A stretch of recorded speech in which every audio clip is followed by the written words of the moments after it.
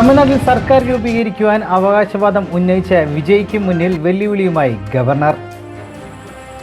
കേവല ഭൂരിപക്ഷമായ 118 MLA-മാരുടെ പിന്തുണ കൂടി ഉണ്ടെങ്കിൽ മാത്രമേ സത്യപ്രതിജ്ഞയ്ക്ക് അനുമതി നൽകൂ എന്ന ഗവർണർ നിലപാടെടുത്തതോടെ വെട്ടിലായിരിക്കുകയാണ് വിജയ്. ഇതോടെ 5 MLA-മാരുടെ പിന്തുണ കൂടി ഉറപ്പാക്കുവാനുള്ള തീവ്ര ശ്രമത്തിലാണ് വിജയും TVK പാർട്ടിയും.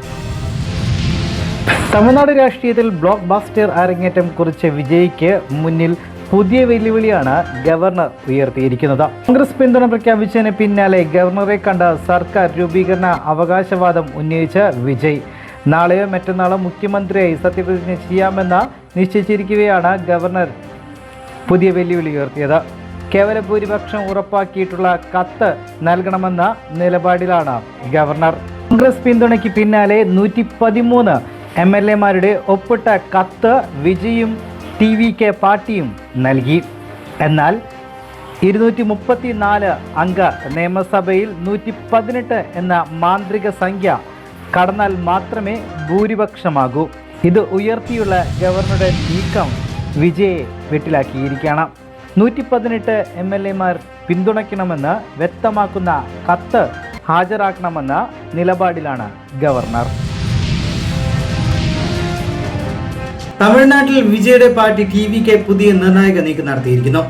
108ഓളം വരുന്ന MLA-മാരെ റിസോർട്ടിലേക്ക് മാറ്റി. TVK-യുടെ നേതാവ് വിജയുമായുള്ള കൂടിക്കാഴ്ചയ്ക്ക് ശേഷമാണ് MLA-മാരെ റിസോർട്ടിലേക്ക് നീക്കിയത്.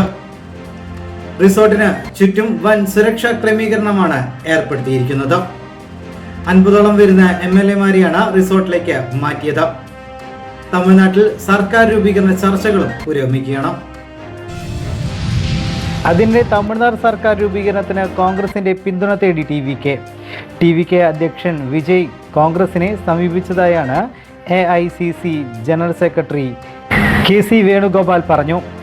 തമിഴ്നാട്ടിൽ BJP സർക്കാർ അധികാരത്തിൽ വരുന്നത് തടയണമെന്നാണ് പാർട്ടിയുടെ നിലപാടെന്നും മതേതര സർക്കാരിനെയാണ് ജനങ്ങൾ വോട്ട് നൽകിയതെന്നും KC വേണുഗോപാൽ വ്യക്തമാക്കി.